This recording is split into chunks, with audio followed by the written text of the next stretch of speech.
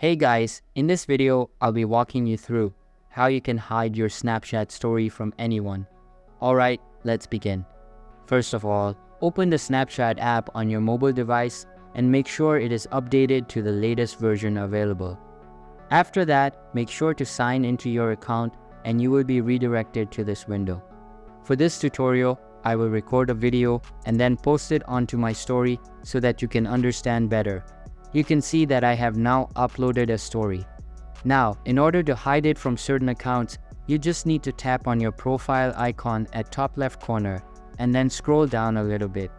Here, tap on the three dots icon beside your story and then select Story Settings from the pop-up menu. After that, select the Custom feature and then you just need to select the accounts from whom you want to hide your story. Once you do that, you are good to go.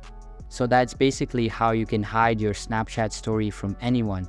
So that's all for this video. If you find it helpful, consider subscribing and giving this a big thumbs up, and I'll catch you in the next one. Thanks.